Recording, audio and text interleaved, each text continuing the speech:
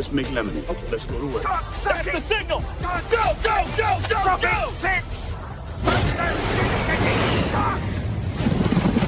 It's beautiful.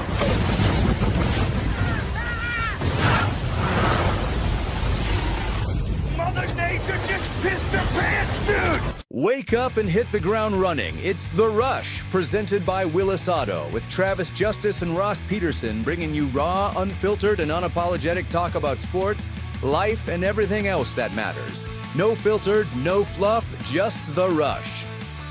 Happy Monday, everybody. Welcome to the Rush Radio Show, powered by Willis Automotive. And if you're looking for a new career, Willis Automotive is hiring sales and leasing consultants across all their brands. At Willis, you have a unique opportunity to cross-sell across a wide lineup. So if you're looking to grow your career and work with multiple brands, this is your chance. Start your new career journey at willisauto.com. If you're listening on the audio stream at therushladio.com, the Rush Radio Android app, or the TuneIn app, thank you so much. Watching on YouTube, good morning, everybody. Good to have you watching us this morning. Hit that subscribe button. Go ahead and give this video a like. Leave your comments in the comment section. And, of course, you can call the show at 515-517-2303 and follow us on our social media channels. Back from Chi-Town, the Windy City Warrior, it is Ross Peterson. What's going on, buddy? You know why they call it the Windy City? Because it's windy?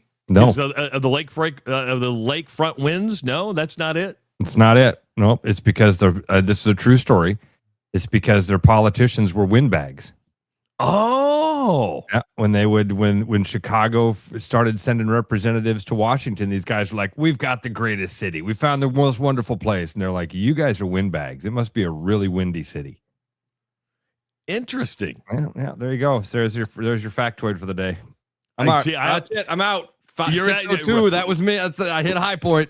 Ross went down that rabbit hole like when Wikipedia first came out. I know. I'm just the Windy City one was from an architectural tour 20 years ago in Chicago, because we used to go there quite a bit when my friend Josh and Kim lived there, and every time we went, we did something fun and unique. I've kayaked down the tributaries to the Chicago River. I've done the historical tour on the boat. Done a lot of fun things in Chicago. This weekend was Audrey was over there for a math competition.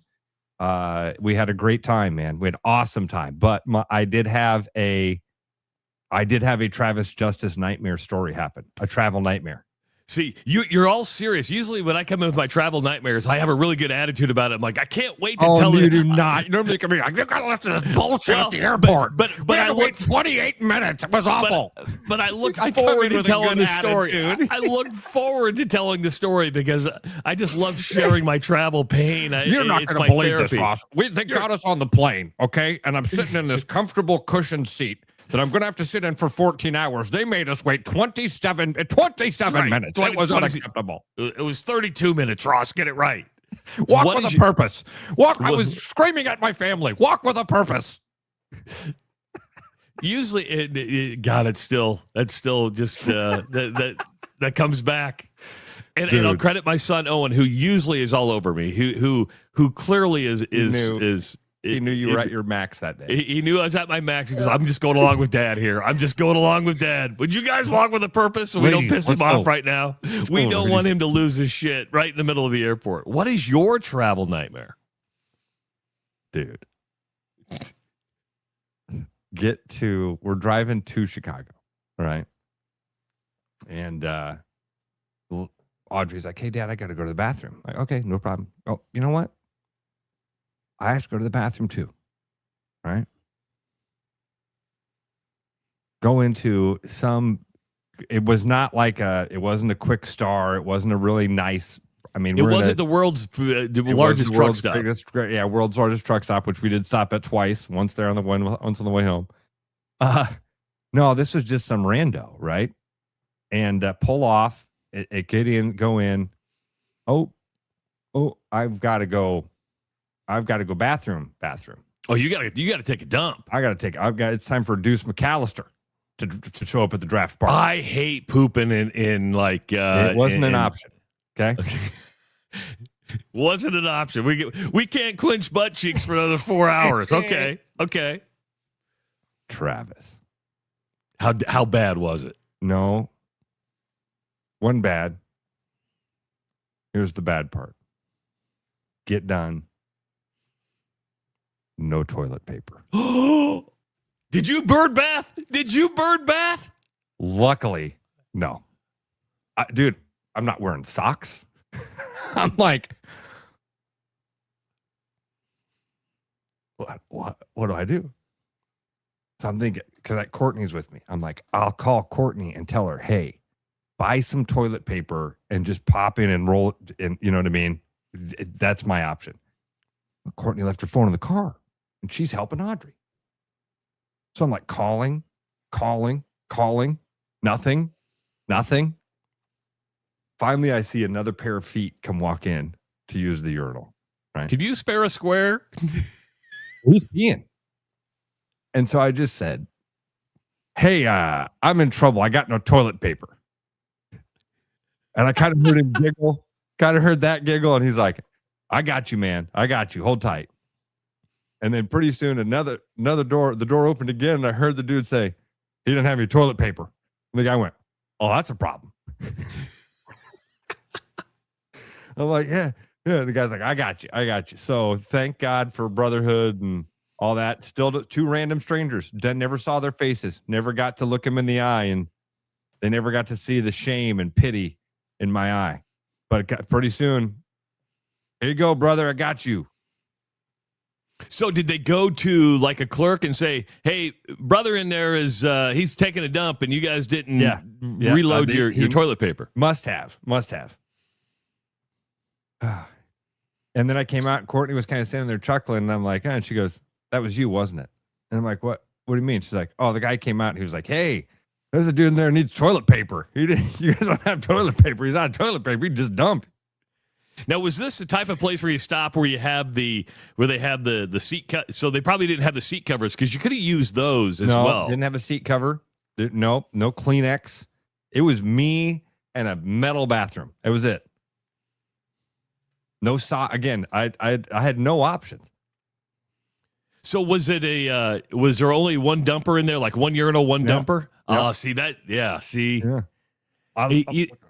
Worst case scenario, what you could have done, worst case scenario, is like pull the risk of putting your underwear back on, buckling up, clenching your butt cheeks, going out to the clerk and say, hey, and hope that you don't get any skid marks during that run, right? And go, hey, do you got any toilet paper? You're out in there. That would have been like but there's a walk of shame with that. Waddle of shame. Waddle of shame. Yeah. What are you walking like a penguin for? Well, so thank God. So the lesson is help strangers. Okay, if you hear strangers, help them out. I've been thinking about you a lot, because I think often when I go into a urinal, and I often think about how you got upset one time when a person farted at the urinal next to you. Oh, I just don't get it. I don't get it. I don't get it. I don't. I'm a loud farter. I'm a very gassy guy. And so that happens to me all the time. If I'm standing at the urinal, chances are you're going to hear me fart. And every time it happens now, I think, Travis would be so disappointed. But I've got a new one that I want to pull off sometime. I heard this joke the other day. I told it to my brother. My brother's the perfect person to pull this off. And someday I'm going to do it, but I have to be really careful when and how I do it. Okay? Okay. I heard this joke of this great comedian that at like the comedy store, he would do this to other comedians. The urinal had one of those dividers, between it. And if somebody is standing at one side of the urinal, one side of the divider peeing in a urinal, and you step up to the other urinal, knock on the divider and go, don't you hate these things?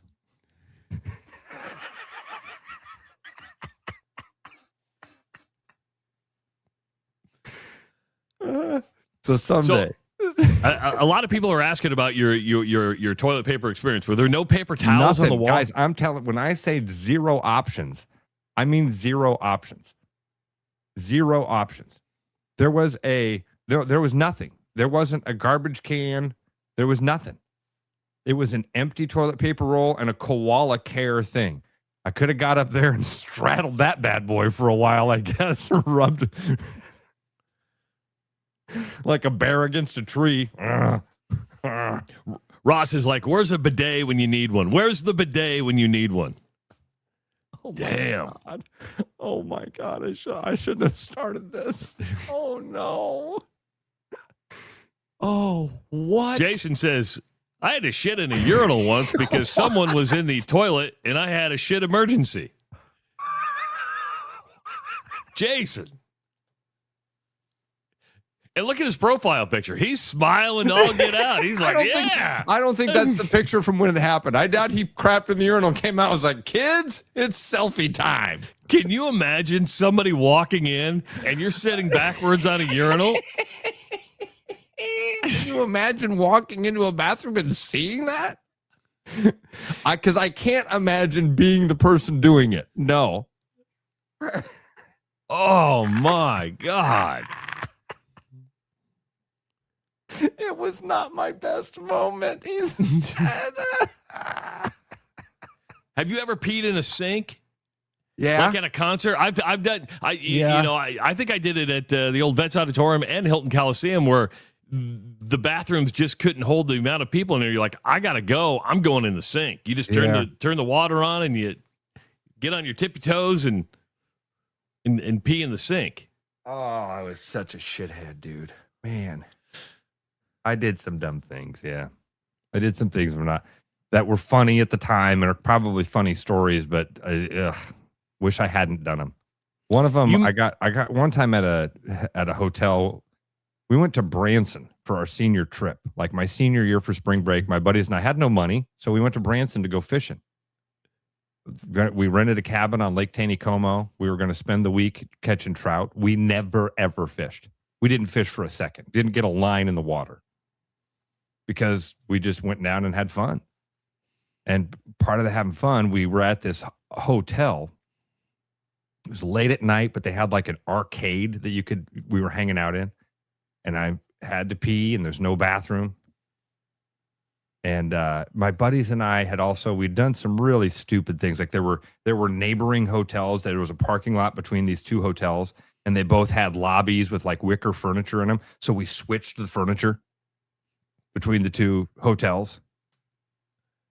And then we were in one of the arcades, and I had to pee, and there was a garbage can in the corner. And I'm like, oh, I'll just pee in the garbage can. And I'm peeing in the garbage can, and the manager walks in to make us put the furniture back. It's like, are you peeing in my garbage can? You can't say no. It's kind of like pooping in a urinal. You can't deny that. Are you shitting in the urinal? Imagine Jason. No. Sorry. Had an emergency. Oh. You mentioned farting at the urinal. I had a fart episode this weekend. And we were cleaning out the basement, okay? And we're unloading a lot of stuff. We made like 4 trips to the Goodwill, but it was one of those, do you fart in front of family members, right? And Lizzie's not a family member. Lizzie's is Owen's girlfriend. And I'm like, I think I can get away with a silent one here. Oh, God. So I'm like, I'm sitting there, and I let one out, and it's nice and quiet. I'm like, okay, I'm home free. But it was one of those that was gets in your mouth. Yeah. I've been there. I owned up right away, but I thought, man, is that a rite of passage when you let somebody into your family like that? When you're like, when you can fart in front of your son's girlfriend and she has to taste it, is that? Good morning, everybody. Hope you're having a great breakfast. I'm crapping in urinals and. Yeah, well, we did not plan the start of the show like this by any means. Other than that was the low point of the trip, and then it was a fantastic trip. We had an absolutely awesome time. Tell me how I saw a picture that you had on Facebook, and I think you were at the Science Center, but the Audrey really tall, you really small, dude. And then you really tall. How did that work? I see. Here's my problem: is that when I live 7 hours from Chicago, I live 7 hours from Denver. I never go to these cities. Right? It's like you could easily do weekend getaways. I just choose not to. I don't know why, but it looked like you had a blast. And in those pictures, I was like, how'd they do that? Well, that one was the Illusion Museum in Chicago, which Okay. isn't very big. I mean, it's pretty small. You could set up most of the displays from the Illusion Museum on the main floor of your house, Travis. That's about how big it was. But they probably had 30 to 40 different little rooms and things like that you could walk into and do some fun stuff or just look at. And, and then there was always a little description, like if you cover one eye and move side to side, that's how you get this illusion to work, or stand at this point and take a picture looking that direction. And then it was all different illusions of perspective were some of those things that you saw that I posted. There was one where the room is set up sideways. And so you basically go in there, and when they take a photo, it looks like everybody's hanging upside down. Audrey had a picture like that, right? Had one where Audrey looks like she's hanging upside down from a balcony, yes. And she's literally just laying on her back, and it's just a forced perspective type of thing. Irish Hawkeye just hit it, forced perspective. I have one of, it looks like Audrey's sitting in a massive chair, but it's literally just you take it tells you there's a little camera on the ground. Like, stand here and turn that direction. You turn, you're like, oh, this is really cool. And you get a photo. And the one with the room was that way. It had like a little tripod thing you could set your phone up on and put the timer on. And then the way the room works there, Travis, is it's literally slanted. The one wall is much smaller than the other wall. But with the where the camera sits and the angle of the floor and the way it looks like you're in one room and one person's really small and one person's really tall. And then you switch places and it does the opposite. The Illusion Museum was really cool. That's something that I'd recommend. We also did something when we got there Friday night that I'd never heard of, very much perfect for my 9-year-old daughter. It was the Ice Cream Museum. That's in Lamar's, Iowa, isn't it? In the ice. Dude, let me tell you how disappointed I was. Lamar's gets zero mention. Really? Nothing. I kept looking for it. I'm like, there's got to be something here about Lamar's and the cold storage, and that to me, that's ice cream. That's Iowa, and certainly that's the Midwest. They hold Blue Bunny and I think it's called Cold Ram, or there's a cold storage facility up there that it's massive. It's massive. I mean, Greta, I took her to Lamar's when she was, I think, getting out of 6th grade. We went up there. We did the ice cream museum. We ate at the Blue Bunny, museum shop. To me, that's like the home of ice cream. Well, I've been there as well, and I got some bad news, guys. They're gonna have to step the game up because the thing in Chicago blew it away. It was really? It was an amazing experience for those little girls, because from the minute you walk in, and one of the moms picked up on it. One of the moms or dads was like, "Man, these workers are actors and actresses. Like, they've got a theater background." And then I kind of started noticing it. So when we got done, of course, I'm like, "Hey, can I ask you guys a question?" Like, yeah. And I go, "Okay, I'm not trying to be rude here, but we've noticed there's a type working here.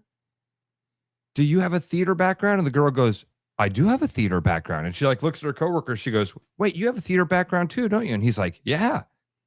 And then they're like coming to the realization of like, "Oh my God.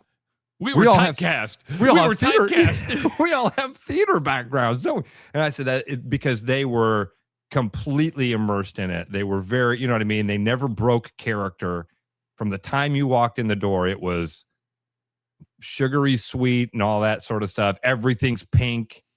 At the end of it, they have like a ball pit, but it's sprinkles. It's plastic sprinkles that the kids jump in and swim in. It was awesome. And they had a bar. So that made that. Yeah. Ooh. Every good attraction that has kids should have a bar, right? Because parents are like, "Oh, here we go. We're going to do another one. I'm going to go have a whiskey." Set up perfectly, Travis. You walked in. It was like you got on this subway thing that took you to the ice cream factory. I mean, it was literally a room with the TVs that made it feel like you were moving. And then the first thing that you walked into was the bar. So I was like, parents, get your drinks. You're gonna need it to walk around this bad boy for a while. Now, did they have ice cream or ice cream drinks with alcohol in them? Could you get like a whiskey float? Those were options. I ended up with some tequila drink that was really good. I'm going through my pictures right now because I wanted to go back and find this one that I specifically wanted to tell you about. Because I did find one piece of information at the ice cream museum that kind of blew me away. Did you know Marco Polo? Marco Polo. That guy. Yeah. Marco Polo, The Journey of Ice Cream. A map of Marco Polo's travels through Asia, the Middle East, and Europe. In the 13th century, Venetian explorer Marco Polo traveled to the Far East, where legend is he discovered many new foods. One was a frozen dessert made of milk and sugar. When he returned to Venice, Italy, Marco brought the recipe with him. Many believe this was the first steps in bringing ice cream to Europe. Over time, the dessert was changed by European cooks who added cream and eggs, creating the rich, smooth ice cream we enjoy today. White people know about ice cream because of Marco Polo. Anyway, I found that interesting enough that I snapped a photo of it so I could bring it back to you. Wow, I had no idea. Let's see. Then I got some great pictures from the. Hey, by the way, Rev says Marco Polo brought hemp seed to Europe. Look at this. Rev, while I got you on, Rev, when I was at a gas station in Chicago, I saw they were selling they sell what I thought was weed at the gas station. Like you could buy a pre-roll right there next to the lighters and the Advil. And it was, but it was called THCA. It didn't just say it didn't say, it said THC-A. And I was in a shady gas station, as I mentioned. So I wondered if that was like real. It looked like real weed. It kind of had a smell of weed. It's weed, Rev says. I thought maybe the A was like for alternative or something. You know what I mean? I read it and I'm like, it doesn't seem like they should have the pre-rolls right next to the Bic lighters, but there they are. Okay. Did you buy any? No. We did. You guys jump in the pool. I'm gonna smoke a joint. I'll be smoking a J. You guys enjoy the ice cream factory. I'll be outside. We walked around Friday night. After we did the ice cream museum, we go to meet up with Audrey's buddy Fox, who was with us. And while we're waiting, Fox's mom is going to be walking up Michigan Avenue, and so we're waiting right there in downtown Chicago. It was beautiful, right along the river. It was a gorgeous night, and there's some street performers, and they're like doing the break dancing thing, right? It's three dudes, and they're doing some amazing stuff. Well, Fox, Audrey's buddy, is like an amazing gymnast. 9-year-old, the kid is fantastic. So I'm watching this and I'm like, and at some point they pull a kid out of the audience and they like do a little dance with the kid, and the kid's trying to do some of the moves.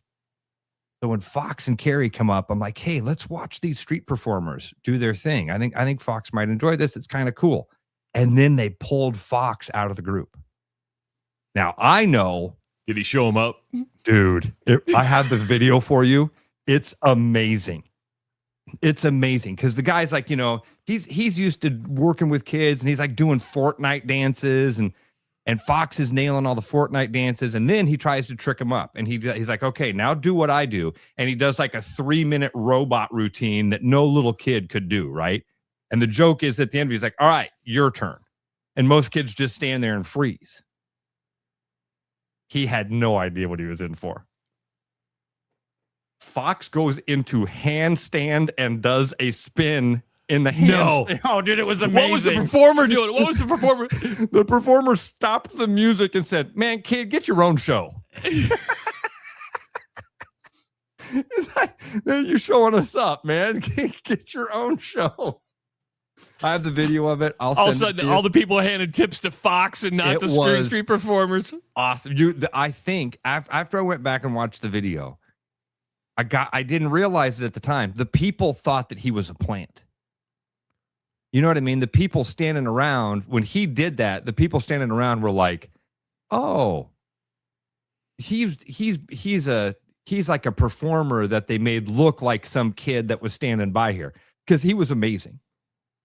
That's great. It was really cool. Then Saturday, yeah. Oh, go ahead. Even most 9-year-olds wouldn't have even though they have the confidence or the ability, they don't have the confidence to do that in front of everybody. The fact that he's like watching this going, okay, I know what I'm going to do. I'm going to go into a handstand and start spinning around and feeling comfortable doing that. That's unbelievable confidence by a 9-year-old. I like it. He was fantastic, man.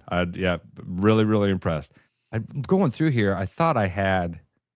I'll send you that video, Trav. Maybe we can play it so that people can see what exactly. If you do, email it. Email it to you? Okay. Yeah, email it. Okay. All right, I'll do that right now. Wow. No, now you've buried the lead. Your daughter was there on a math competition. Yes, if a spelling bee is on ESPN, folks, then a math competition is sports. And we're going to end this segment with sports because it's competitive. Well, how'd they do? It was competitive, but we don't know how we haven't gotten the email yet with the results of how it went. Audrey felt fantastic about it. She was feeling really good. She came out of there. She was one of the first kids done, which could be a good thing, could be a bad thing, I guess. But she did wonderful. We had a great time. Super impressed with. Is the fact that you leave without the results kind of anticlimactic because you're like you go there? We could have waited, okay, because we got done with the competition. It was a math competition, a science fair, and a robotics competition, all happening on Saturday in this big convention center. Those robotics people take that shit seriously, dude. Everybody there. We saw the science fair that we walked through, Travis. I mean, all of our kids do science fairs, right? And Audrey's done the capillaries thing. She's done the walking rainbow.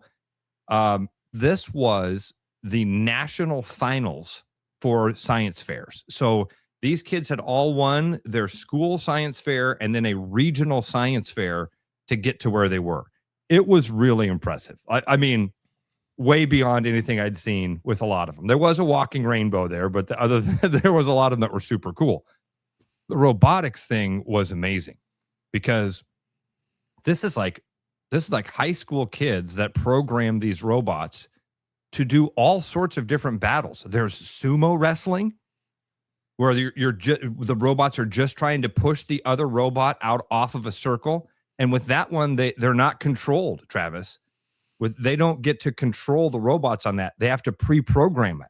So you they had to teach the robot how to play the game and then basically say, play the game.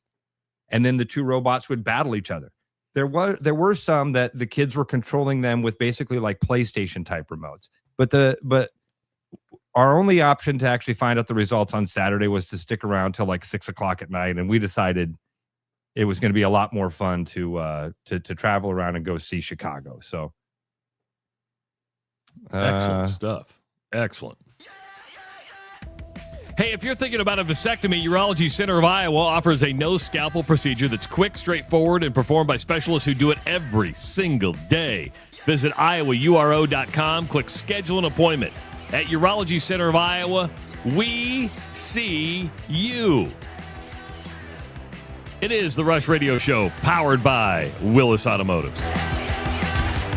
The Rush Radio is now on the free TuneIn app, allowing you to enjoy the show on Apple products and Android Auto. Download the free TuneIn app and search The Rush Radio to take Travis and Ross wherever you go.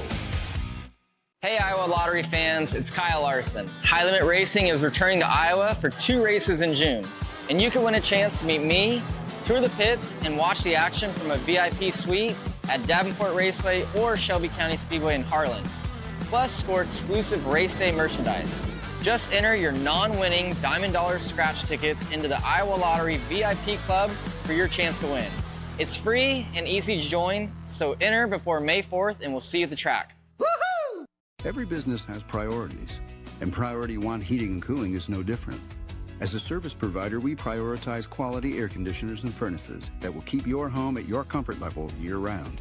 As a small business, we prioritize doing things the right way and treating people fairly. As a truly local business, we prioritize our community. As a veteran-owned business, we prioritize duty and commitment. For big business service with local value, trust your home to the place where you are always priority one. When you work with a company like Mr. Electric that goes above and beyond and makes the customer their priority, that is just a real joy to encounter these days. It was a fairly complicated project and it was intimidating. They made it look so easy and they were very professional, very clean folks. They thoroughly explain what they're going to do. It's clear that they're experienced and that they know what they're doing. Having professionals out there that can do that for me, that gives me a lot of peace of mind. Keep your edge with Body Armor Sports Drink. Bold flavors, electrolytes, and hydration that goes the distance. Grab Body Armor before the grind, during the game, and after the win. Body Armor Sports Drink. Hydration that's real and better for you. Pick up Body Armor Sports Drink on your next grocery store run or convenience store trip. My name's Gary Presnell, and I'm a residential home mortgage banker for Northwest Bank in Des Moines Metro Market. I've been financing people's homes for over 25 years, and I'm an expert in financing VA loans, FHA loans, IFA loans, and new construction homes. This is my cat, Norm. Norm knows basketball, but he doesn't know mortgage. And that's where I come in. There are a lot of Tom, Dick, and Norms out there doing loans. So don't just trust anyone with your home loan. I'm your local, trusted, experienced expert. Please call me. I would love to help you. Call Gary at 515-975-6767 or find his profile at nw.bank. Member FDIC, Equal Housing Lender. Hi, I'm Todd Lee, sales and leasing consultant here at Willis Cadillac. Spring is here and flowers are in bloom. And by flowers, we mean our amazing inventory of Cadillac CT5s and XT5s. And with interest rates as low as 2.9%, now's a great time to stop in Willis Cadillac and pick one up. From sedans to SUVs, Willis has what you're looking for. Stop out and see us or visit us online at williscadillac.com.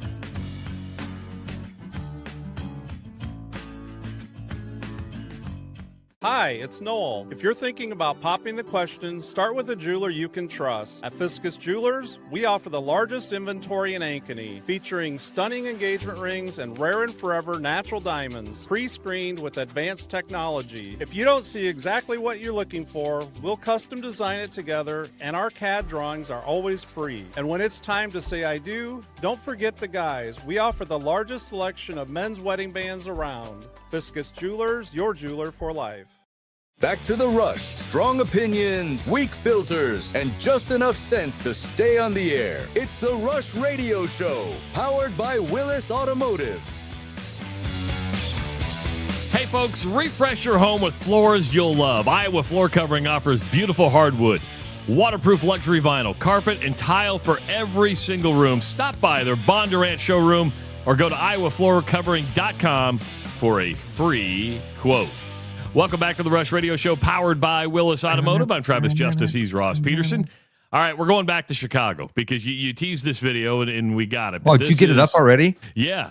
I'm that fast, man. Watch this. Watch this. So this is the street performer. He just got done and he tells Audrey's buddy, like, all right, go ahead, do your thing. Look at this kid. Look at this, dude. And they're like, wait a minute. Wait a minute. What are you doing? Hands. Then he Look just at me, literally stops him. stopping him. He's like, this is where the guy gets on. He gets his mic. He's like, man, get your own show, kid. Go get. You're stealing the show, man.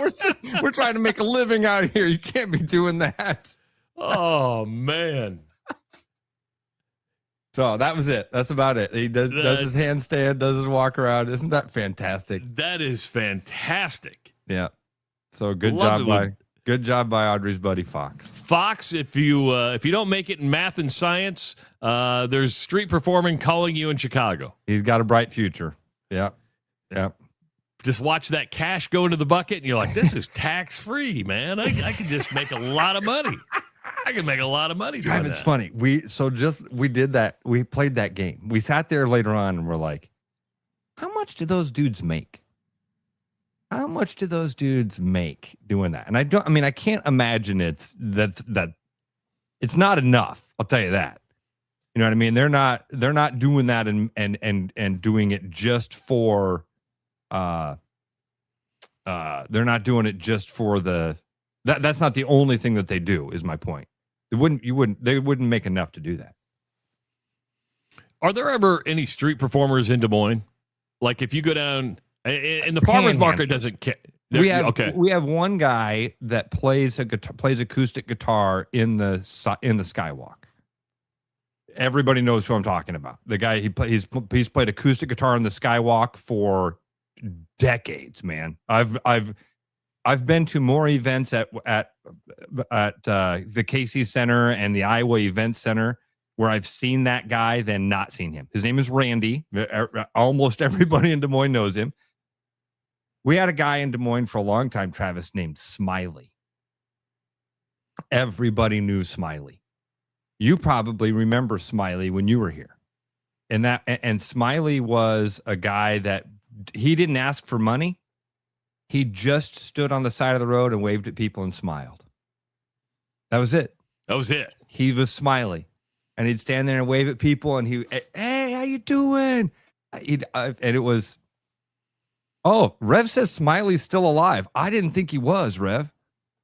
Hell, I think people are dead all the time. I always think dead people are alive and alive people are dead. I thought Smiley had passed away. I swore I saw that. What size of city do you need to be to have like street performers? Like if you go to New Orleans, right? You have a lot of like jazz bands, or they'll do an acrobatic thing. Is there a certain size of city where a street performance makes it makes sense? Like when you go to Florence, Italy, and you see them more in Italy than I think you do in the United States, but those people that are like painted up and like real stiff, and they'll like stand, they'll like be still or elevated for like hours, and if you drop a coin in, they'll like move, you know. But is there a size of city? Is it like Chicago, New Orleans? Does it have to be warm? First of all, the elevated guy can kiss my ass, okay? He can kiss my ass. He just bought the platform thing to sit on. And he sits there all day and pretends to be some magical monk or something. He can kiss my ass. And I also hate the people that are playing instruments because sometimes they're faking it. Have you ever pulled into a Walmart parking lot and there's a violin virtuoso? Have you ever seen this scam? Not at a wall. Usually it's in a big city in a crowded. I've never seen it at a Walmart. Travis, when they have a speaker that is playing the music, there is a good chance that it's a recording that you're listening to and they are faking it, playing along with it. So it's like instrument karaoke. They've just got the strokes down. It's not instrument karaoke. They would at least be playing some of the notes. No, they will just be playing the music. Now, we're walking around Las Vegas one time. And we're on Fremont Street. And there's a dude that is a quadruple amputee. He's got stubs on his arms and stubs for his legs. And he's playing the drums. He's like the guy from Def Leppard. Def Leppard ain't got shit on this guy. Look at that. And that was a guy I threw money at because he ain't faking it. There ain't no faking it with him. So that was that. But in Des Moines, we do have guys. This has become a thing. I saw somebody point this out. We do have guys that dance in the median. They stand on the street corner and they're I don't look at that as a street performer. I look at those people just who they're high and they're like, "Hey, I'm just gonna see if you throw me a quarter." I'm like people who are actually like performers. Yeah, there's a handful of people around town that I think are in need and they're standing there because they're in trouble and they need help. I do believe for the most part around Des Moines, if you're paying attention, you're going to see about the same 10 people standing around. My intersection that I live off of the freeway, it's the same about 8 people on a rotation, and it has been for years, not weeks, not months. years of the same people standing there and begging for money with their sign that, homeless vet, please help. It drives me crazy. Yeah, that you're not helping. Because you're thinking of Panhandle. I'm thinking of people who are performing for money, who have a certain skill. I know you don't like the elevated person, but that would be a street performer or people that are there truly to bring in a crowd, because you would do that around the crowd. Like when you go down to the farmer's market, there's people playing, guitar or something like that. But obviously Des Moines not big enough to have those street performers like you saw in Chicago. Yeah. So, yeah. But fun time, dude. We had a wonderful time. Yep. Trevor Bauer was back on the mound this weekend, Ross. He's now pitching for the Long Island Ducks. Trevor Bauer made his second start on U.S. soil since 2021. Coming up in June, he'll be banned from blackballed is a better word, from Major League Baseball for 5 years. He was throwing about 94, 95 miles per hour, which anymore, there was a great story the other day on either ESPN or SI about how 100 miles an hour is the norm now. It's like it used to be when Nolan Ryan hit 100 miles an hour, you're like, oh my God, they're throwing gas. If you're not throwing 99 or 100 anymore, you probably have a harder time getting a starting pitching job. But this Trevor Bauer, and we're bringing this up because he settled with one of his accusers, and then the other one turned out to be an absolute liar, and he was acquitted of that.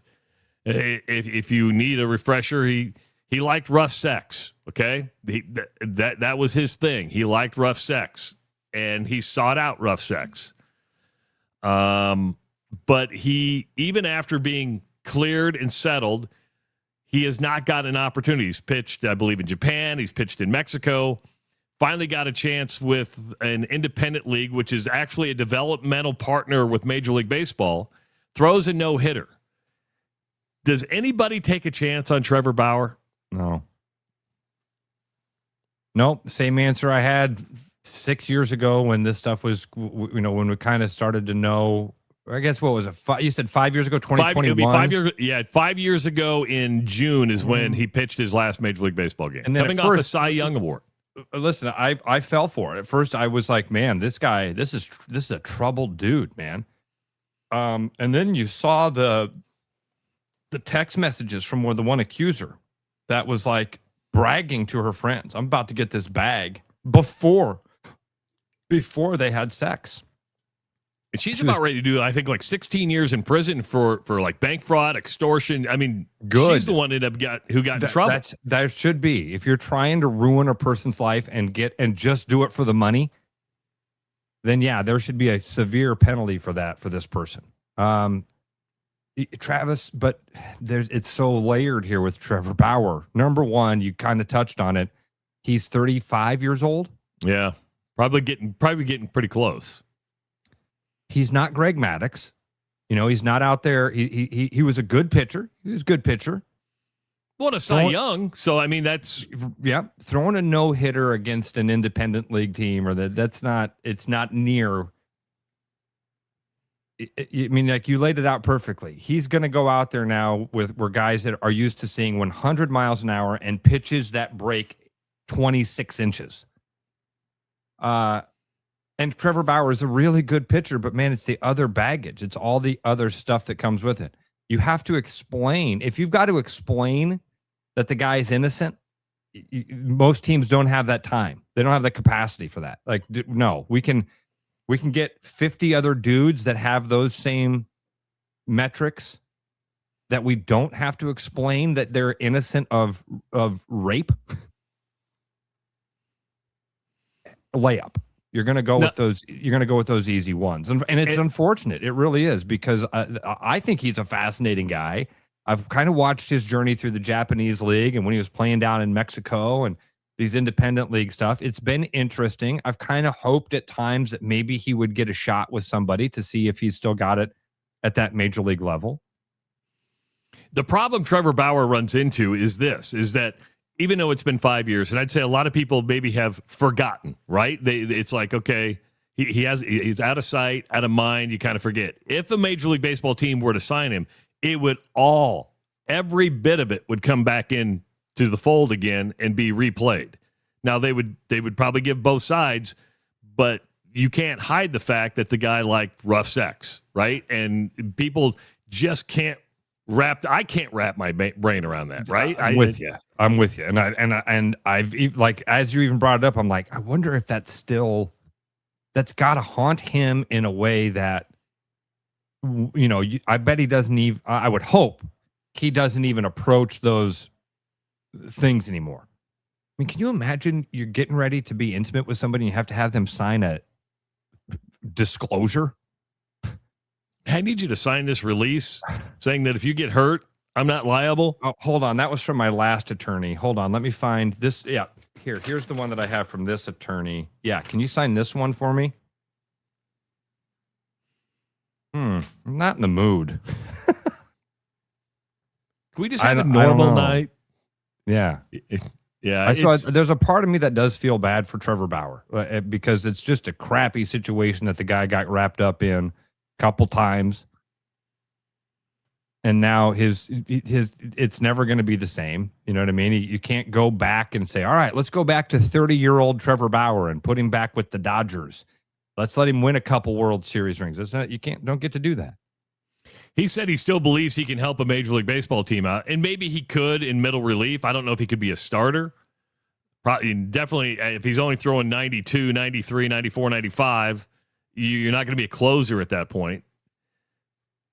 There was an AL scout at the game who was impressed. I mean, he only threw 80. It was a 7-inning doubleheader, so he threw 84 pitches, struck out 7, walked 1, so he only faced 1 more than the normal allowed batters. But even the AL scout said, yeah, he looked good, but, the little things. He struggled on the inside of the plate. I mean, they look for the intricacies of where you're placing that baseball because they know when you get to the bigs, it's not independent league hitting. You're talking about guys that know exactly where that. You want to get humbled? Read a scout's report about you. Did you see we can get to the NFL draft here. Did you see the Xavier Wampa recap? Well, because we all thought Xavier Wampa was going to get drafted, right? And then kept falling, and Xavier Wampa does not get drafted. Yeah. I did not see the scout. Now, his speed was fine. I didn't see the scout report on Xavier Wampa, though. And it was, again, not flattering. Kid's the best athlete of anybody listening to this show, right? Kid's an amazing elite athlete. It's wild to see some guy you've never heard of give a description of a dude that's an elite athlete, and it's like, bottom of the roster type of guy. He could maybe be part of a special teams thing. Doesn't react fast enough. Doesn't, you know what I mean? Like, you read that stuff and you're like, Xavier Wampa? I watched him be amazing. But it's a different level, man. It's a whole different level. Did you see Caden Weegens? There's a couple of Iowa things that happened with the draft that are really cool. Did you see Caden Weegens' video? Let me start by this. Right, and just to let everybody know, Brad Heinrichs from the Swarm is going to be joining us at 7:30. But Iowa, just to recap the draft, had 7 players selected in the NFL draft. That's the most in the Kirk Ferentz era. The most since 1958 or 1956. So it ties a team record. And that 56 or 58 year, I forget which one it was, there were 30 rounds of the NFL draft. So you had 7. What? Yes, 30 rounds. Now you had less teams. But there were 30 rounds of the draft? 30 rounds. Yes, 30 rounds. I did that because I was getting ready for the show last night, and I was putting everything together. I'm like, okay, I saw this number. I go, well, how many rounds were there in 1958 or 1956? And they're like 30. I'm like, damn, that's a lot over 2 days. What? Dude, Ross didn't believe me, so he had to go back and just check. I'm just trying to, like, I'm just very curious about how that even works. I guess it, like you said, there were less teams. 1, 2, 3, 4, 5, 6, 7, 8, 9, 10. There are only 12 teams. Yeah, actually, Ross, with the 30 rounds, I think you had less players selected in 30 rounds than you do in 7 rounds today. So it's now all it kind of makes relative. sense. Okay, yeah, you're right. Yeah. There were 300 in the 30 rounds. There were 360 players drafted. Old Bob Bartholomew was the 1956 Mr. Irrelevant. I had no idea. That's just a shocking number. So, yeah, still less players. That's a lot of Iowa kids drafted then. Does that surprise you? It was the record number for the Kirk Ferentz era. I mean, you look at some of the great teams he's had, great players he's had. This was the year they got 7 draft picks, which is the most in his era. Sure. I don't know. I mean, it doesn't. It's neat. I mean, I don't know what else to say about it. It's a cool thing. I'm not like, oh my God, they got 7 guys drafted. There's no real. Logan Jones was the first one, which was a surprise. A lot of people thought Jennings Dunker was going to be the first one taken. Logan Jones went in the second round. Dunker went in the third round to Pittsburgh. Did you see the interesting thing about where Logan Jones was selected? He went to Chicago, right? Yeah, that's not the interesting thing. The draft was held in which city? Pittsburgh. He was draft pick number 57. Hines. Did you see this? Doesn't he get like free ketchup for life or something like that? Free ketchup for life. And he got a sweet red jacket with a Heinz logo on it. He is the first Mr. 57. Free ketchup for life for Logan Jones. So when I say Heinz, do you think ketchup or do you think Heinz 57? Because when you say ketchup. Okay. Yeah. I think Heinz 57 because it's always been Heinz was always on the name, right? It was Heinz 57. I never said, "Hey, give me some 57 sauce." And ketchup. That's true. Ketchup, you just say ketchup, and if it's Heinz or whatever, the 100 different ketchups that are out there, maybe there's only 2 or 3. I don't even know. But you're right. If you say, that's a good point. That's a good point. You think of, if you said Heinz blank, I'd say 57. So, but they combined the two. He's Mr. 57 and he gets a lifetime supply of ketchup. Interesting. Honey, when you go to Costco, don't pick up any ketchup today. We don't need any. So I asked you earlier, did you see the Caden Weegan video? No, I did not. I just retweeted it. When we went to our first break, I saw it and I retweeted it. He didn't go to the draft, obviously. He wasn't going to be one of the first round draft picks.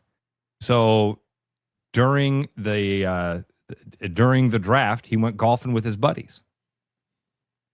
And he got the phone call that he was being drafted by the Steelers. Steelers picked him, I believe. Yeah, right? Steelers picked him up in the 4th round. While he was golfing with his friends. So he's literally standing near a green, putter in hand, on the phone. Hey, how you doing?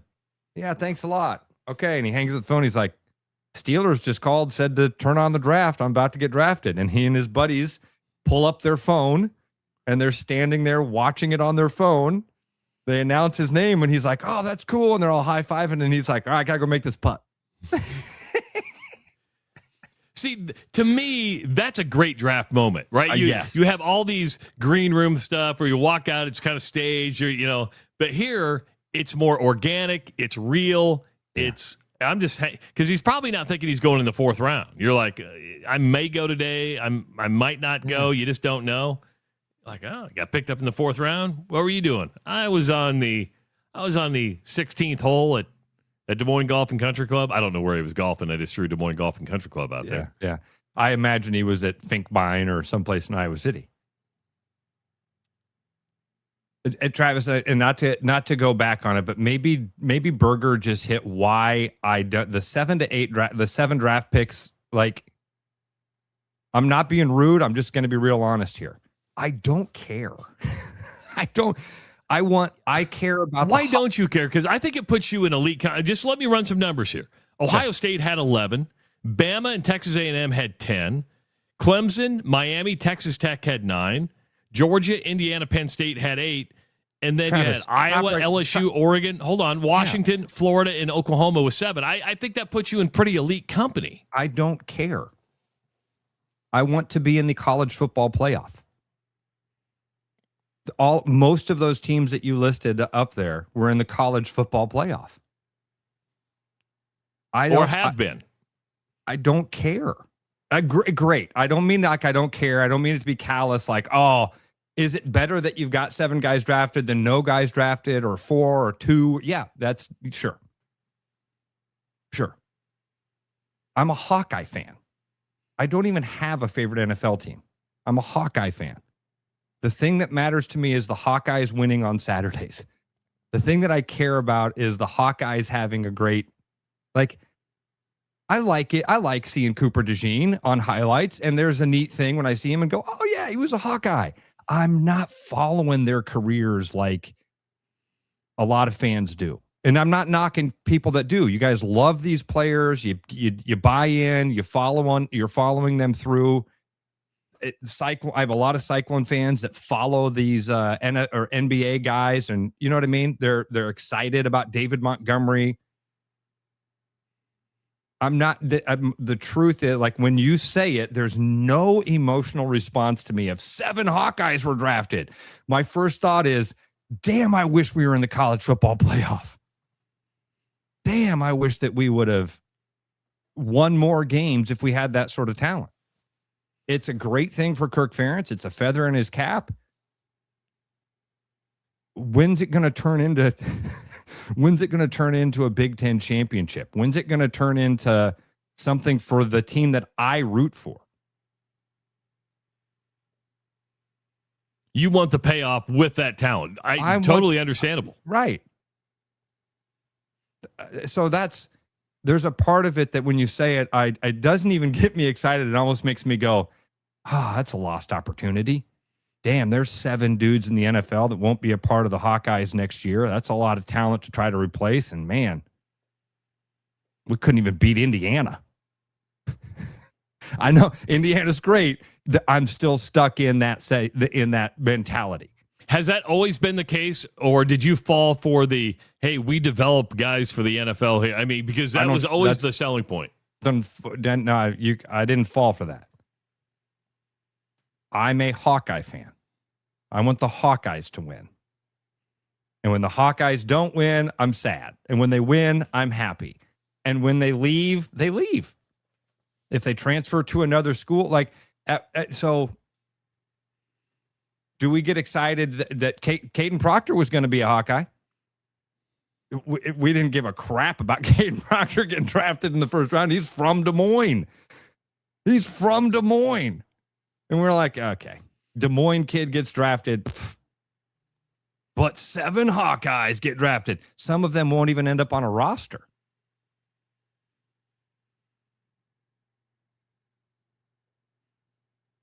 Some of them won't make the team. That's fair. So you had Logan Jones, Jennings Dunker, Caden Weegan, Drew Stevens, Carson Terrar, TJ Hall, and Max Llewellyn all drafted. You had others sign undrafted free agent contracts, including Mark Gronowski. He's going to go to the Miami Dolphins. I was actually kind of surprised he got and he was one of the last ones to get an undrafted free agent deal. Xavier Wampa is going to be a Chief, or at least get a shot to play with the Chief. Of the undrafted free agents, Ross, Gronowski, Wampa, Graves, Hayden Large, Ethan Herkett, which one of those do you think any one of those guys make a surprise and they were like turn into an NFL player? Dude, if you would have asked me on Friday, I would have said Xavier was probably going to get drafted. That's how little I know about it. So I mean, we were talking last week how we thought 2 Southeast Polk guys from the same class were going to get drafted. Yeah. I don't know. If you made me pick one, I'd say Xavier, just because I think he's a fantastic athlete. I think you could say his career didn't quite live up to the hype that a lot of us had after that freshman year. And so maybe that potential is still there, and he's able to unlock it and go like hell now. If you're getting ready to buy a house, you need to come prepared with a pre-approval on your mortgage. And you can get that pre-approval and you can get the loan from Gary Presnall, a mortgage banker with Northwest Bank, financing residential homes the past 25 years. He offers a wide variety of loans, and they're all done locally by Northwest Bank. Gary can get you pre-approved on that loan in 30 minutes, and it can happen after hours and on the weekends. He's been the state of Iowa's top producing mortgage banker the past 7 years. Give him a call and get your buying journey started today at 515-975-6767. It is the Rush Radio Show, powered by Willis Automotive. The Rush Radio is now on the free TuneIn app, allowing you to enjoy the show on Apple products and Android Auto. Download the free TuneIn app and search the Rush Radio to take Travis and Ross wherever you go. Hey, Iowa Lottery fans, it's Kyle Larson. High Limit Racing is returning to Iowa for 2 races in June, and you can win a chance to meet me, tour the pits, and watch the action from a VIP suite at Davenport Raceway or Shelby County Speedway in Harlan. Plus, score exclusive race day merchandise. Just enter your non-winning Diamond Dollars scratch tickets into the Iowa Lottery VIP Club for your chance to win. It's free and easy to join, so enter before May 4th and we'll see you at the track. The following advertisement is for people who like to save money. Do you or a loved one suffer from chronic overspending, getting less but paying more? Then you may have a case of big HVAC. Now is the time to try Priority One. We set our own prices, which means you pay for what you need, not for anything else. And if you need a heating service or new furnace, now is the time to try Priority One. Side effects of Priority One include increased happiness, extra peace of mind, and bonus cash for whatever you want. Please use responsibly. At Iowa Floor Covering, we believe great floors start with great service. Whether you're looking for a plush carpet, durable LVP, timeless hardwood, stylish laminate, or beautiful tile, including custom tile showers, we'll help you find the perfect fit. No pressure, no pushy sales tactics, just honest guidance from a team that listens. DIY Weekend Warrior, we've got the products and advice to set you up for success. Iowa Floor Covering, floors you'll love from people you can trust. There are a lot of reasons to want a self-driving mower from Iowa Mobotics. Being automated gives me more time to do my hobbies. I travel so much for work that I don't have time to take care of the lawn, but I still care about how it looks. And I'm just lazy. Gives me time to work in the wood shop instead of spending it on the mower. It works in my schedule. And I just really hate doing it. No matter your reason, with Iowa Mobotics, spend less time mowing, more time living. Boy, howdy, we love spring. Flowers, nature coming alive, pollen, bugs, rain. Wait a second. Those last 3 things aren't great. If only my Volvo had new wiper blades, engine air filter, and cabin air filter treated with FrigiFresh. Wait a third. That's the Fresh Spring Package available at Willis Volvo Cars for 20% off retail during the month of April. I better go online to Willis Volvo Cars to schedule my appointment, and you should too.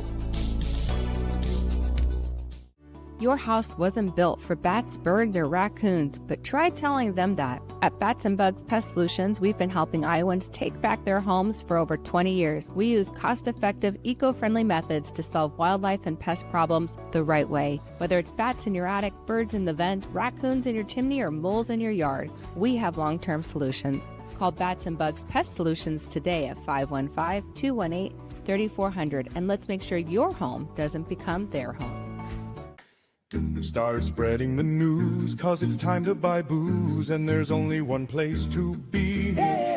You can see all your friends, the good times never end, unless you're just loitering.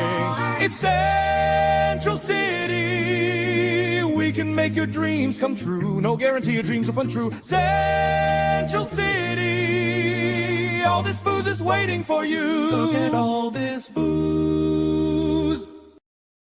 Game on, keep your edge with Body Armor Sports Drink. Bold flavors, electrolytes, and hydration that goes the distance. Grab Body Armor before the grind, during the game, and after the win. Body Armor Sports Drink. Hydration that's real and better for you. Pick up Body Armor Sports Drink on your next grocery store run or convenience store trip. Like a rash you thought was gone. Travis and Ross aren't contagious, but they are addictive. It's the Rush Radio Show, powered by Willis Automotive. Hour number 2 of the Rush Radio Show, powered by Willis Automotive and Willis Cadillac. Willis Cadillac has tons of CT5s in stock right now, making it a great time to stop in if you're looking for a sporty sedan. Start your buying journey at willisauto.com. If you're listening on the audio stream at therushradio.com, the Rush Radio Android app, or the TuneIn app, thank you so much for dialing us in this morning. We hope to make your drive or your morning experience a lot better. If you're watching us on YouTube this morning, hit that subscribe button, give this video a like, and of course, leave your comments in the comment section. You want to call us, have a conversation with us? That's always possible. Phone lines are open at 515-517-2303. And you can follow us on social media. We've got Facebook, Instagram, X, and TikTok. I'm Travis Justice. He's Ross Peterson. You know, we've been talking about the draft, and I don't know if I'm surprised, but it's making headlines because he wasn't drafted, and that's Diego Pavia. He becomes the first Heisman Trophy finalist since 2014 not to go in the NFL draft. I hadn't seen that. Do you remember who it wasn't? Did the article say who it was? The Northern Illinois quarterback. I forget what his name was, but it was. I think it was a quarterback from Northern Illinois who was a Heisman finalist that did not get drafted. But otherwise, if you get to New York City and you're on the big stage and being highlighted, chances are you're going to get drafted. That did not happen for Diego Pavia. And it doesn't surprise me because of some of his actions. He's a polarizing guy. You know, after he didn't win the Heisman Trophy, he sends out the tweet, F all voters, that he had to go back and apologize for. He's listed at 6 foot, but he's actually 5'8", 5'9". You know, I mean, he had a lot of things working against him to get drafted. And you can be popular, you can be a great college athlete. This is a business. And when it comes to the draft, the NFL teams are going to look at everything, not just your athletic ability, not just your moxie, to use that word moxie. You can be a winner, but they're going to go through almost every little thing you do with a fine-tooth comb. And are they going to, because somebody can sign him to a free agent contract, which I believe he got with Baltimore, right? But if you're going to blow a draft pick, you want to try to get, and I think a lot of NFL teams will tell you can build a pretty good team in those middle rounds. And you go, look at, the Patriots. I've talked about this a lot. That was part of their strategy during their great run, was trade those top draft picks for multiple mid-round draft picks, because you had a much better shot at hitting when you threw that buckshot against the wall than trying to throw all your money at one player. It's a great strategy to get as many of those mid-round guys, because you're going to be able to fill your roster for cheaper than giving all your money to one dude who there's a good chance he's not going to pan out and be a great player for you. I mean, looking at those first round busts, you don't have to go back far at all to find guys in the first round that didn't pan out. They didn't have it. They were great college players. They got that bag of money, and that was it. They weren't. Man, when we were talking with Coach Metcalf, right, and he talked about this. You got to find out what guys' motivations are, because some guys, they get that thing that they were looking for, and then there's no more motivation. It happens a lot. So, yeah, piling up those mid-round draft picks is a great strategy in the NFL. Some of the concerns that I was reading about with Diego Pavia, one was his height, because, listen, it pays to be a taller quarterback in the National Football League. Some of his off-the-field stuff when it came to, the tweet that he sent out. The other thing, Ross, that kind of surprised me was his age. He's 24 years old. I don't know why the NFL would be concerned about his age. I can tell you. So a couple things here. Number one, height and hand size and wingspan and all that stuff. These are the things that I really did hope you'd watch a Brock Purdy and these NFL teams would go, maybe you don't have to be 6'5" to be a quarterback. They would watch guys that were There are tall quarterbacks that aren't good NFL quarterbacks. We see it all the time because there's all sorts of dudes that are backups in the league because they fit the mold. And I really did think a guy like Brock Purdy, teams would look around and go, oh, winning matters. Being able to compete and win, that's what matters more than if the guy is 6'7", but he played at Washington Junior College. Well, but no, they don't do that, man. They're still doing this thing of like, well, what's the measurables? What's his vertical? Why does his vertical matter if he's a quarterback? It matters. Okay. So I really hope that would be the type of thing, because the thing of it helps to be tall to be a quarterback in the NFL. We've been told that. But it's not true, because then taller guys would be better than shorter guys. Well, Brett Favre isn't 6'5". We could go through a lot of great quarterbacks that didn't fit the thing. Tom Brady, I think, you can't look at you. There's no magic thing to go, was he a great college quarterback? Well, then he'll be a great NFL quarterback. I think it's all that other stuff you were talking about. What's his personality like? When you do the thing of F all voters, man, that's got a Johnny Manziel feel to it, doesn't it? It does. You got a thing there where it takes you go, cringe. Your forehead scrunches a little bit and you go, ooh, that's weird. That's weird. And it's more than just anti-authoritarian. That's weird. And Pavia, but let's go to the thing that you landed on, the last thing, the 24. Yeah, I can see why that matters. Because if at 24, you're still hanging around the college ranks, if at 24, you've now spent 5 to 6 years playing against that college level, are you really ready? I'd much rather have a guy that's 21 or 22. With the same skill sets, with all those other measurables that we're talking about, or better measurables, you'd rather have a guy that's 22 because he's still ascending. He's still going that direction. I want to make a weird comparison. This is something that I became aware of as a realtor. I hold people in the military in high regard. It was just something I was taught. If you're in the military, man, hats off to you. And thank you for your service. And that really says something about a person's character that they were in the military. And then being around, as it became older and older and being around people, they said, hey, don't do that. Guys in the military, you're the first ones to tell you, don't do that. Because we got a lot of shitheads. So there's a math that you can do that I was totally unaware of. Did you know this? Age and rank. Age and rank. How old are you and where are you in the military? And guys that have been in the military for a long time, they can instantly do that equation and know your character. I didn't know that. Interesting. I didn't know that. I'm glad you didn't know that either. Guys in the military can instantly do this math in their head and equate to your character. How old are you and how far up have you gone?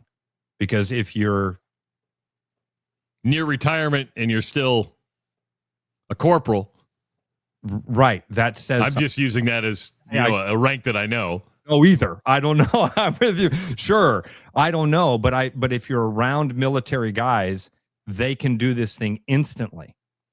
And that's why when you eavesdrop on military conversations, you'll hear guys do that. Hey, what branch are you in? What rank are you?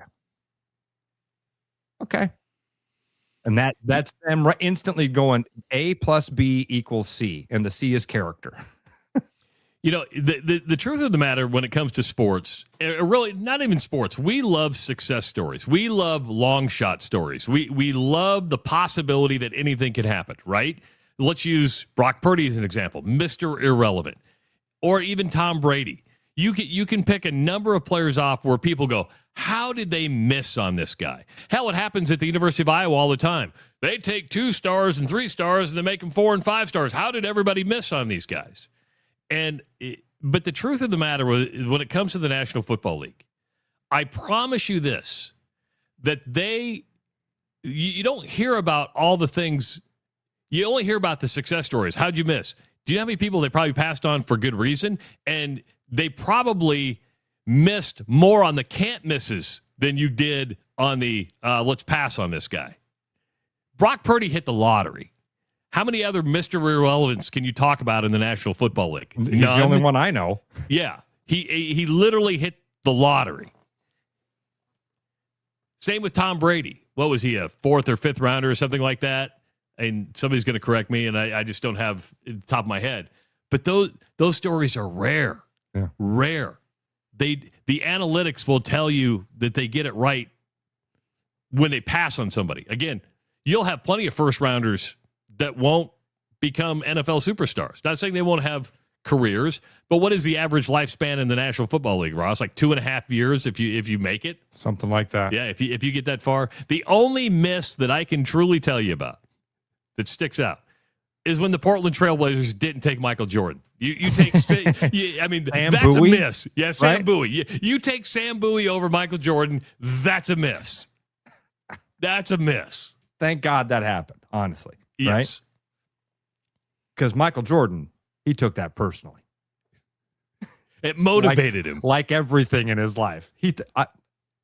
B.J. Armstrong looked bad in my direction once, and I took that personally.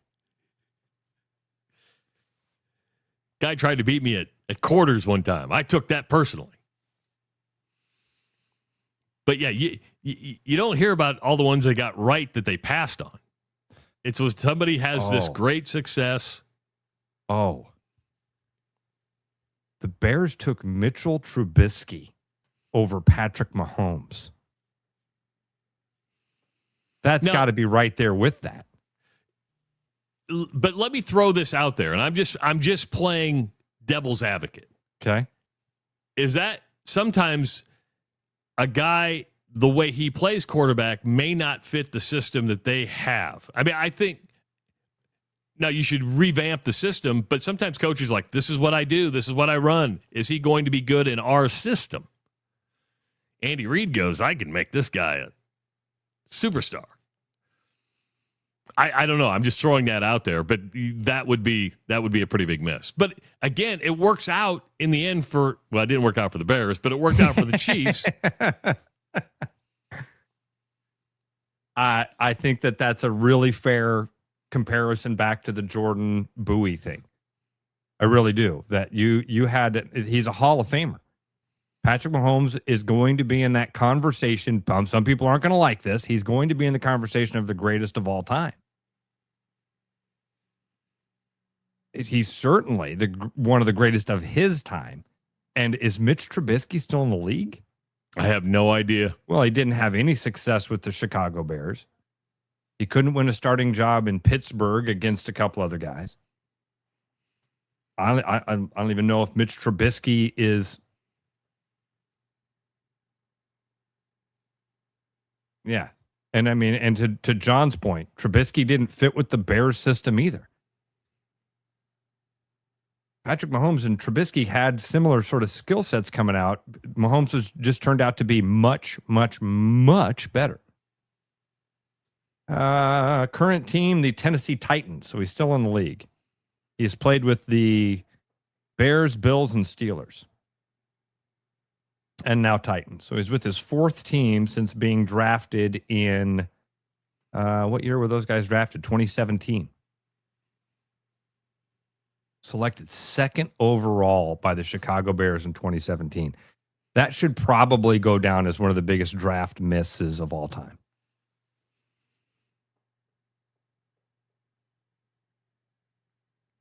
That Ryan Leaf be up there? Ryan Leaf should be. I think. Remember when we had that thing of the worst draft pick from each team? He was the Chargers. Was he drafted by the Chargers? Yeah. Right. Yeah, it turned out to be really bad, man, for all sorts of reasons, but primarily who Ryan Leaf was. Jamarcus Russell was the Raiders rather. He was their biggest miss of all time. Is that a miss or a mistake? It's a miss from, it's the miss on the can't miss, right? It's a mistake. Yeah. Sorry. But I think sometimes you look at these fourth, fifth rounders that where we were just talking about, where you can really build a roster in those middle rounds. And people go, how'd you miss on that guy? Well, sometimes you're not the star on your team. You come from maybe a smaller school that nobody's ever heard about. You didn't stand out athletically. You're still developing. That's part of it. That's where I think everybody says Iowa gets 2 stars and 3 stars and develops them. I think they're good at spotting the 4 and 5 stars that just haven't been developed yet. And they're still growing and go, you know what? You're a tight end in high school. We're going to make you an offensive tackle. We're going to make you an offensive guard. We're going to make you a center. And they're able to find where they fit better. I hate the star system, always have, because you have people who are making money off the star system just because 24/7 or On 3 Sports says you're this. It's because you're paying for that information. And all of a sudden, if you're a 2-star and Iowa State offers you, and then all of a sudden somebody else of a bigger stature comes in and offers you catapult to a 4-star. Well, Alabama wants this guy. It's got to be a great. 4-star now. Yeah. Yeah. It's kind of how it all works. I feel about the draft the same way I do about recruiting, Travis. I really do. I'm amazed every year how enthralled it seems that everybody else is with it. I mean, it consumes ESPN.com. There's no other sports happening. You pull up ESPN these last 3 days, the top 10 headlines the entire time are NFL draft, breaking down each team. Every team gets a grade. You got Mel Kiper, who has been pretty historically awful at some of the things that he says and does and predicts. But every year, people shut down their brains to get all excited about these dudes that most of them won't pan out. 515-517-2303. Let's go to Brad. Brad, welcome to the Rush Radio Show. What's going on, Brad? Yeah, what's worse than the teams, one of the 49ers, they traded a bunch of draft picks to move up to draft some quarterback. I can't remember. He didn't go back to the Cowboys. He's never panned out. I remember the year that the Saints drafted, and they traded basically their whole draft to draft Ricky Williams. Yep. I mean, that just compounds the situation when you're trading up to get a higher pick. The guy ended up being a flop. So I can't remember the 49ers. If you guys look it up, they traded up like a couple drafts, like number 1 picks to get this guy like second, and he has never panned out. But that's all I had. Just compound situation when these teams will trade up, trade draft picks to get up, and they end up being a flop. So that's about all I had. Thanks, Brad. Appreciate it, man. Thanks, and it's Brad. also a reminder of how it's almost a game of chess, right? When you start doing stuff like that, and people are so emotionally involved with their team, moving up and giving up draft pick can destroy a team for years to come if it doesn't pan out. You're like, we're hedging our bet. It's like going all in, man. I'm going all in on a game of poker. Dude, do you remember the Sports Illustrated cover, or maybe it was ESPN, the magazine, with Ditka and Ricky Williams in the wedding dress? Oh, yeah. Listen, our buddy Bob Vanderplots, or fake Bob Vanderplots, how many businesses recruit talent or hire people who are a bus? It's no different. You're right. And man, you have to watch that play out. Travis and I had a general manager that at the end of his career, he had lost his fastball. And the guy was making really bad hires. And we had to deal with it. And the bad thing was he was putting them in positions of power.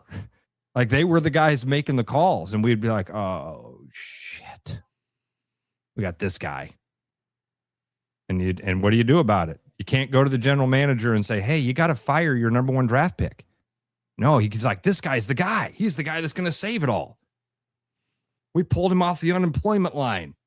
He's going to be amazing. He worked in New York City. This guy's worked in every market in America. He's had 43 different jobs. You know how great he's going to be? And you can't talk to that. You can't say, because I tried. I tried to raise my hand and go, excuse me, does that mean you've been fired from 43 places? Shut up, Ross. Shut up. Shut up. No. Listen to all of his experience. Where were you before you joined us? I was in Miami. Florida? No. What? I was in Miami, Missouri. You guys don't know about it. Yeah, it's market 793.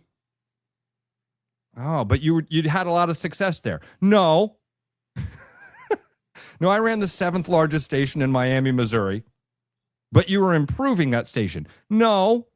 Oh, shit. I was hamstrung by corporate decisions. They wouldn't let me implement what I wanted to implement. There you go. You just those are the lines we hear. That's why we want you to say the call letters 45 times in an hour, because that's going to work. The Ditka Ricky Williams is a good poll. Traded their entire draft to bring in Ricky Williams. Yeah, I liked Ricky. I found myself rooting for him for a long time, probably longer than I should have. He had a decent career. I mean, he ended up playing in the league for a long time, but I saw Dusty put this in earlier. Robert Gallery is considered a bust by most standards. God, he played, 8, 9, 10 years? Yeah, he had a good career in the NFL, but man, he didn't live up to the hype. He was supposed to be the next Orlando Pace. He was supposed to be a Hall of Famer. He was supposed to be the guy that changed that whole thing around. And you have an 8-year career in the NFL and people call you a bust. I can see why that would wear on you.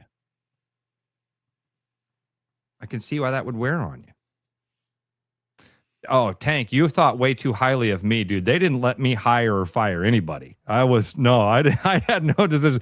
I fought like hell for Shawnee. I fought like hell for him. Helped him move around in there, but that was not. And then saved his job for several years when he couldn't wake up. But no, I never got to hire anybody. Helped Andrew Downs. When Andrew came in to do a tour of the building one time, and I gave him some motivation and encouragement and stuff like that. So, but they never gave me the reins, dude. I'd have destroyed that place long before it.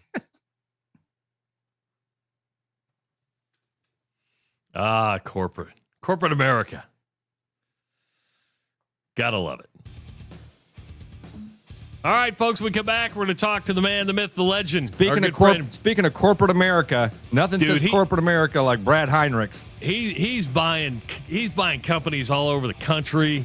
He's growing. He's scaling that business like there's no tomorrow. But I was being facetious. I don't, because when I see Brad, he doesn't seem like a corporate guy. No. It's anti-corporate. Do you think there's two Brads, like the Brad that has conversations with us and corporate Brad? We can ask him this when we come back. There's definitely two Brads. We've seen him turn it on and off. You know what I mean? True. True. But corporate Brad, I don't think I could see Brad being the, hey guys, I know that this isn't the right move for us personally, but I'm getting a lot of pressure from up above. I think Brad Heinrichs is the type of dude that says, pressure from above? I am the pressure. You know what Brad likes to do? He likes to golf. And the Iowa Lottery is offering you a Principal Charity Classic VIP experience.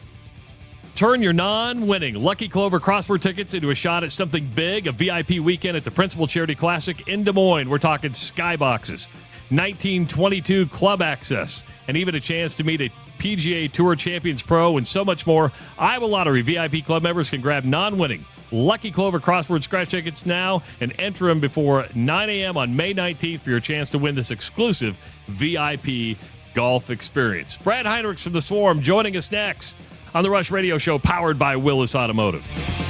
Game on, keep your edge with Body Armor Sports Drink. Bold flavors, electrolytes, and hydration that goes the distance. Grab Body Armor before the grind, during the game, and after the win. Body Armor Sports Drink. Hydration that's real and better for you. Pick up Body Armor Sports Drink on your next grocery store run or convenience store trip. Hey Iowa Lottery fans, it's Kyle Larson. High Limit Racing is returning to Iowa for 2 races in June.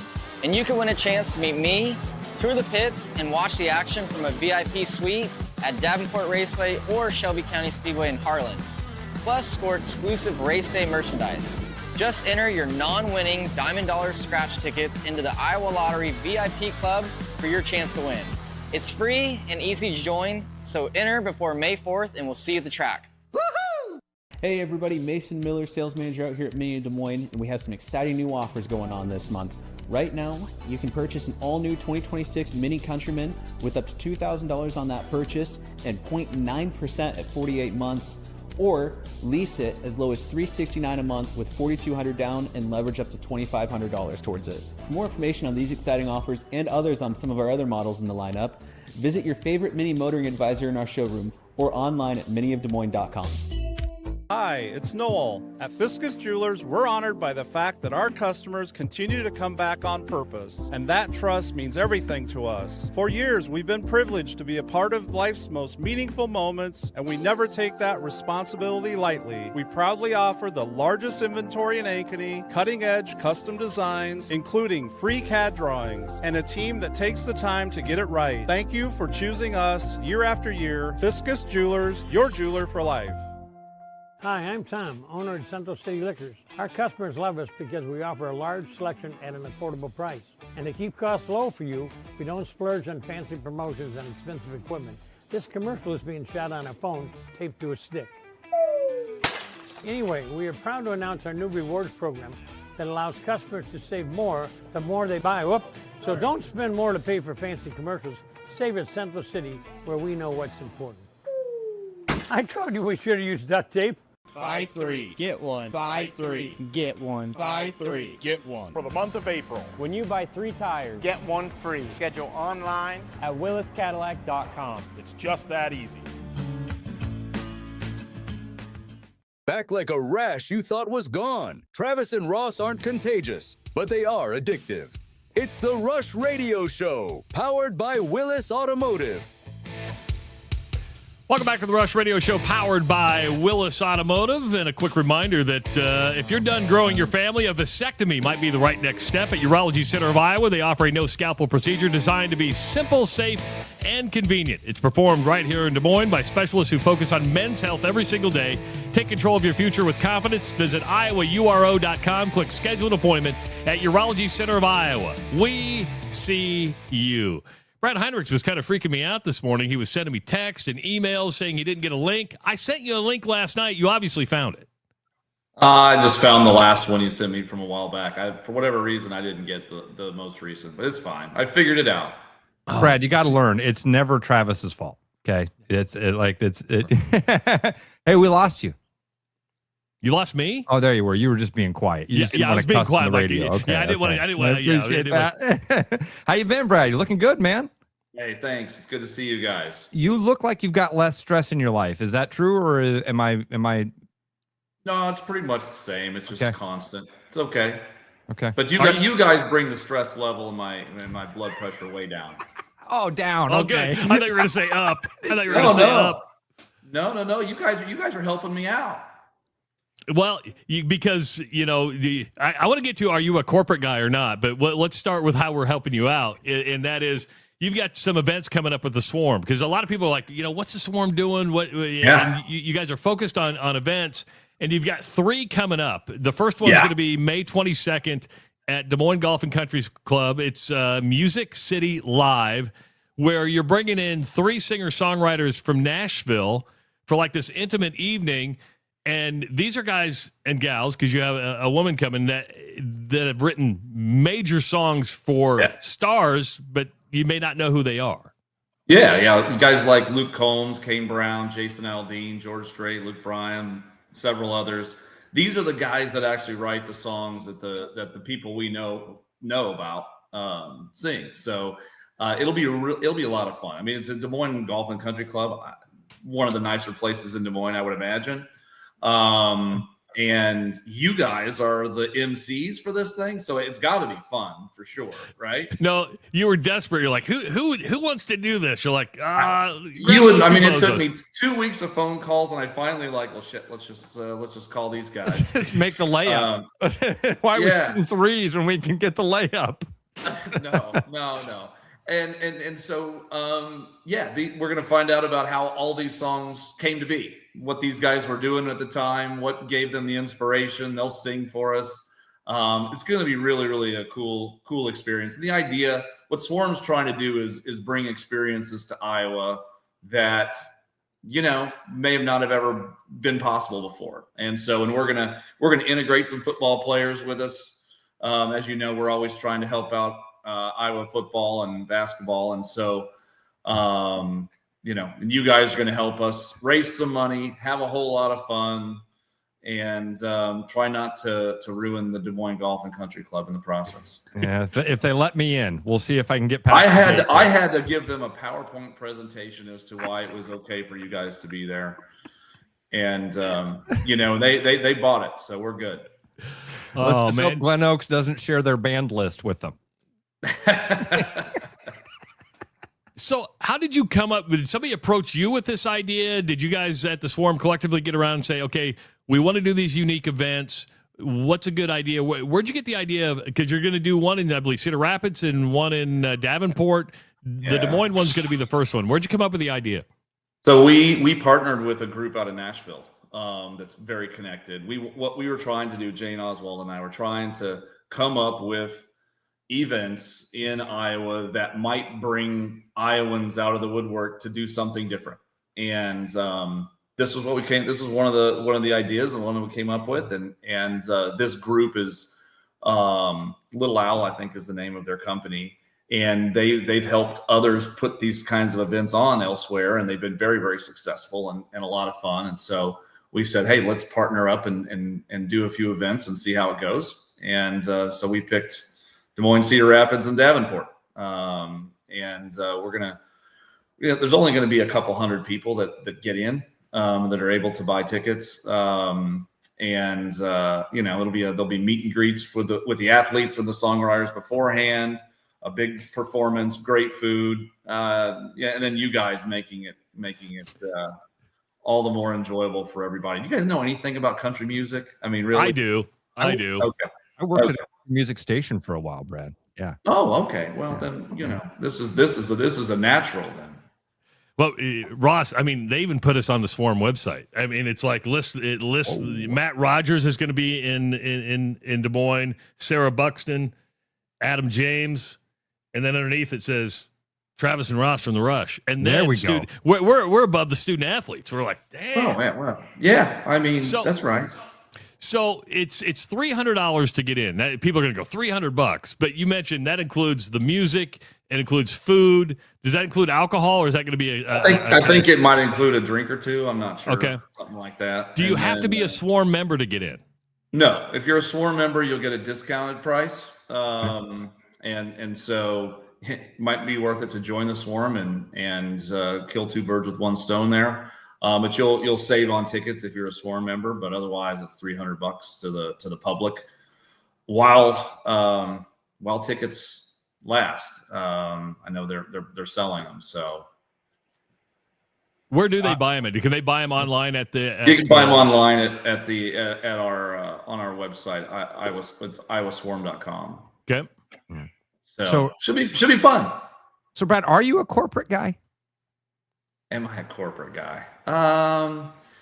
Yeah. Well, let's put it this way. I have 4 attorneys on staff to make sure that I don't become too uncorporate. You don't have an HR department. You have 4 attorneys. Well, those guys, I've got 2 of them that try to keep me out of trouble, and then the other 2 try to get me out of trouble when the other 2 didn't succeed. So yeah, it's one of those kinds of things. I try to keep things as casual as corporate will allow me to be. Well, and I'm sure you've noticed that as you scaled your business, and I made the joke that you're buying companies and you are acquiring and growing. Yes. I like when I started at the place I work at, right? There was 35 employees. We're up to 300 now. You just have to become more corporate as you do that, right? Just because you do. You have to have people. Yeah, you have to have policies for policies. Big SOC compliance is a big thing now. It's just What's that? What do you just say? It's SOCs. It's like, I don't know what it's standard operating controls or something like that. Systems of controls. It's some acronym for you need policies and policies. You got to do things a certain way. You got to protect data and information a certain way. Prevent access for certain things from certain people. Yeah. There's just a lot going on with all that. I think my buddy Dusty may have the question that can really define if you're corporate or not. Oh, let's hear it. Do you have synergy conferences? No, thank you. And you're not corporate, Brad. There you go. Good answer. I hate that word. Yeah, we have at our for now. Here, this may sound corporate. Like I'm not flipping you off, Brad. They're picking on me right now because every quarter I gotta leave the show early for what Ross likes to call my synergy conference. Because we have no synergy, but I do have our motto is serve, grow, scale. So there's a little bit of corporate there, serving clients, serving each other, growing professionally, growing our revenues, and then scaling things to make me more profit. to make me more profit.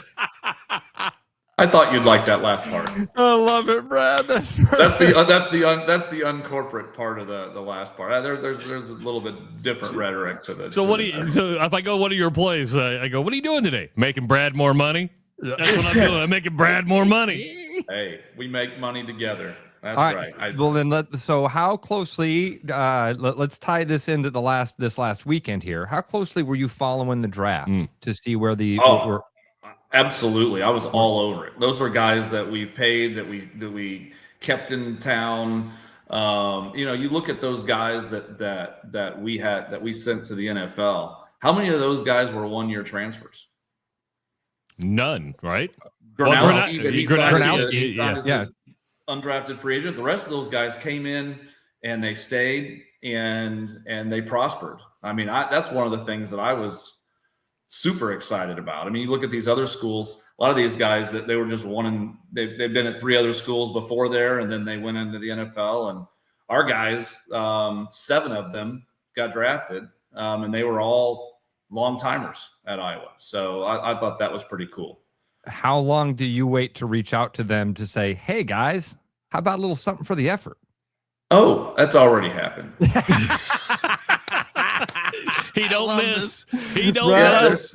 I'm never gonna miss. I've got their cell phones. I know how to get a hold of them. Yeah, I'm hoping that Bill wants to. So it's different when you're going for guys that never got paid by the Swarm, right? That may have been 5 or 10 years ago. They never got paid. So sometimes they might have this, well, wait a minute, I didn't get paid. Why should I try to help these other kids get paid? But now the ones that have been paid, I think the reception will be a little bit different when they're like, okay, Brad, I thought for a minute you were saying, like, of these 7 guys, you're like, well, the ones that we didn't get paid, I was like, oh my gosh, some of those dudes they all did just fine. All did well. Yeah, they all did pretty well. Okay. Yeah. We'll have some undrafted free agents that are making less than they made at Iowa in the NFL. Wow, I would imagine Gronowski's. I would imagine Gronowski's on that. Yeah, that's an easy one. Sure. Okay, for sure. Yeah. So with that, and because of it's changing rapidly, right? And I heard Troy Dannon at Nebraska the other day. They announced their big stadium renovation, and they're like, "How do you go to boosters now and ask for money for a stadium and for NIL?" And he's like, "Well, we're not going to ask boosters for NIL money because it's illegal now." And I'm like, "Well, hold on for a second." I go, who's defined that, and how does that work? Because something tells me they're still going to go to boosters and ask for money to help cover the gap, because it's sure you have the cap, but there's above the cap, right? I mean, so have you and Beth worked out what the Swarm's duties are yet? Yeah. I mean, we're above the cap, and it's really the way it kind of works now. And you guys may or may not know. I didn't know this until I got involved, but there's a company called Learfield. Have you heard of those guys? Yeah, pretty big company. Yeah, they're not small. I think they just sold to private equity for something with a B in front of it, some sort of billion type number. But anyway, what they do is they in fifth grade talk, they go to Iowa athletics and say, hey, we'll give you X million. Say it's $8-10 million. We'll give you $8-10 million bucks. Write you a check, and then that check is meant to cover or basically pay for all of the rights for advertising around Kinnick, Carver, and on the radio. So if you want to have an advertisement on the big screen at Kinnick Stadium on Saturday, well, that Iowa Athletics isn't getting that money. You're paying Learfield. You're paying Learfield for all that stuff. So Learfield's because they already bought that space. They bought it. So Learfield pays the $8-10 million. I'm making the numbers up. $8-10 million bucks, and they're planning on making more than $8-10 million on advertising and all those other things, right? And so what's happening though is that and Learfield, so they have all these companies that advertise, your Anheuser-Busch's and your whoever, John Deere's and all those. They have these companies on their payroll effectively, and then what's going to happen now is they might say, athletics might say, hey, instead of giving us $8-10 million bucks, give us $2 million bucks. You take the other 8. Again, I'm making up the numbers, so don't take me literally here. You take the other 8 and you pay our players with your advertising sponsors. And so then Learfield ends up, so that gets them, and that's above the cap money. Those are corporations. They're out to make a profit, and so so that gets you from your 20 million up to 28 million, for example, right there, just those. And then on top of that, now you have the Swarm. So we used to be the only show in town, and now we're running third string, but still helpful. Does that make sense? Yeah, absolutely. Absolutely. Yeah. Will you still be able to, because you're a for-profit entity now. You went from a nonprofit to a for-profit entity. That's right. Will you still be able to be above the cap at the same level you were? Will you still, that's going to depend upon how much money we make. These three things are small money makers. We're probably going to have a huge concert before the Iowa State game. That'll be, 15, 20,000 type thing, which will be huge. Probably one of the country music singers that everybody's heard, and maybe some Iowa guys alongside that, Bethards and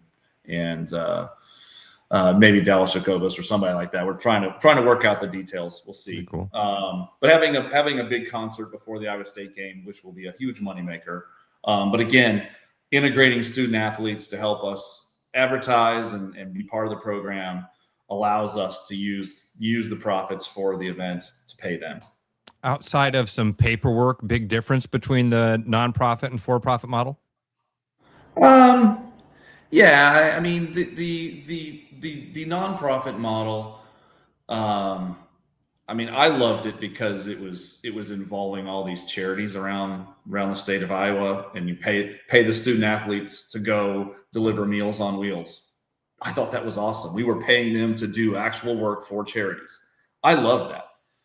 Unfortunately, the other schools around the country, a lot of them didn't.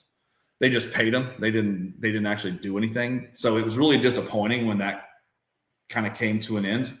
Now the rules are they can only be working for companies that are for profit, and the deal is that they have to help that company make more profit.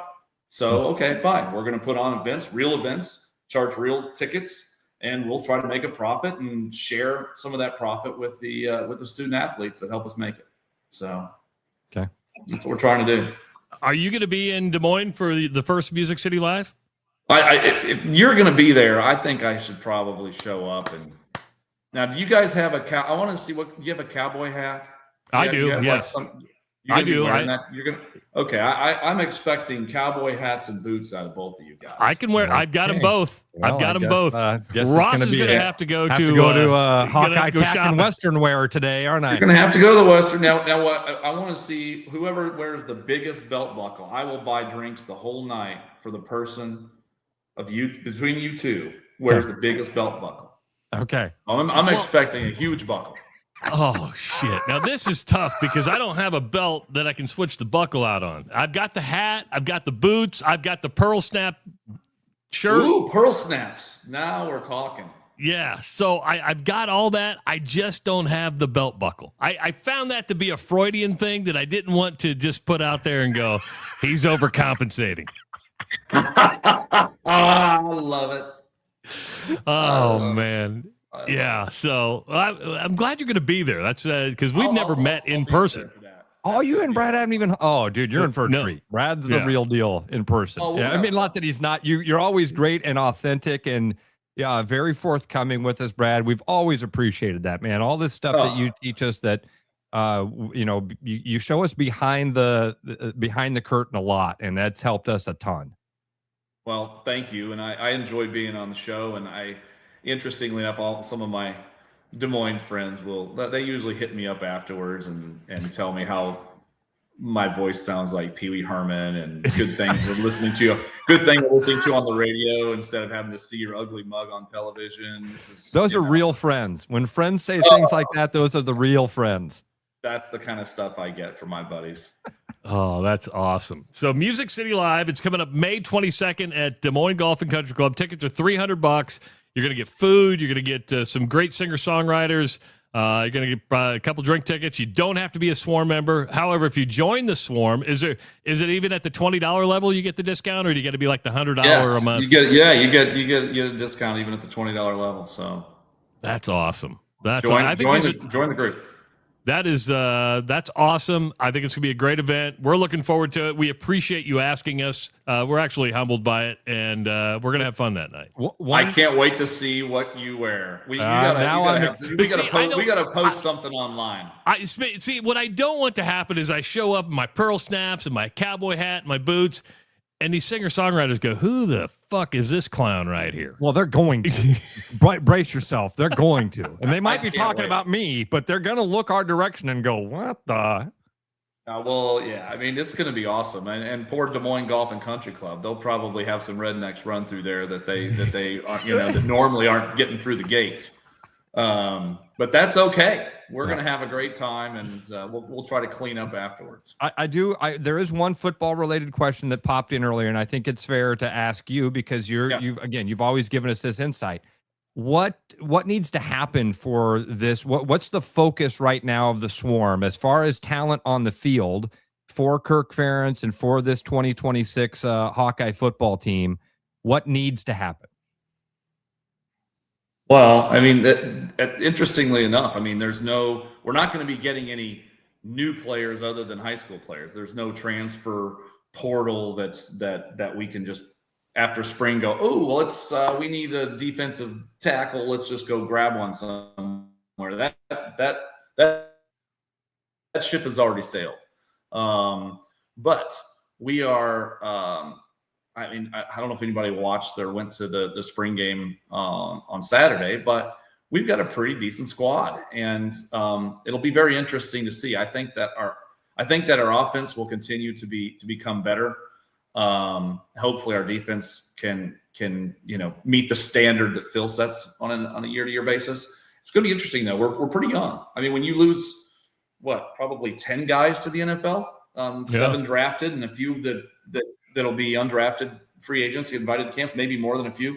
Man, you've got a lot of shoes to fill. And fortunately, I feel pretty good about it. What's really interesting about this year versus other years is most of the kids that are high school seniors, they all somehow graduated early and showed up on campus. And so they've been practicing all spring. So these kids that should be at prom are out there playing football with a bunch of grown men. Because they're making money earlier. That's why they're like, if I get out now, I can start getting paid.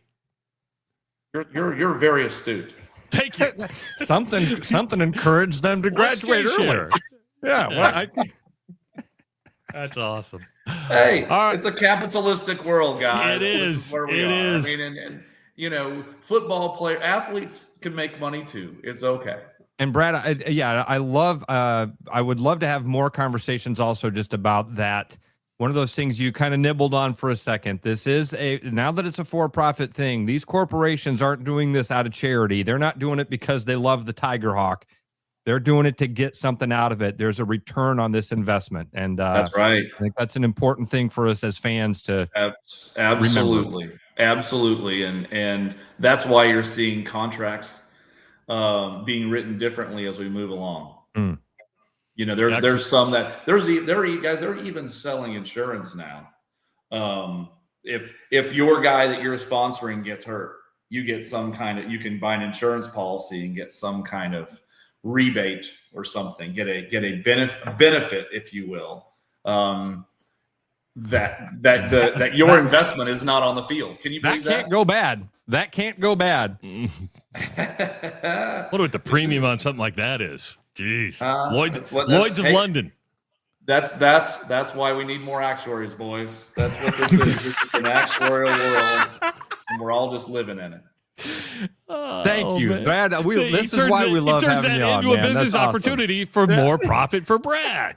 Brad's going to need you a fifth you guys really catch on quickly. Yes, we do. All right, Brad, go have a great Monday. We'll be in touch, man. Good stuff. And, maybe as we get closer, because we're still, just under a month away. If you need a ticket push or anything like that, let's get you back on and talk about because you got 2 other events after the Des Moines one. So maybe we can do it again in a couple weeks.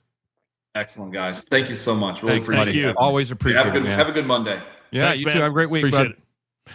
Brad Heinrichs joining us on the Rush Radio Show. Good stuff. Always gives us, dude, always, again, shows us behind that curtain a little bit. He has been an awesome resource. Man, big thanks to our friend Scott Carpenter for lining that up with us years ago when Brad first started off the Swarm. He's been an awesome resource for us.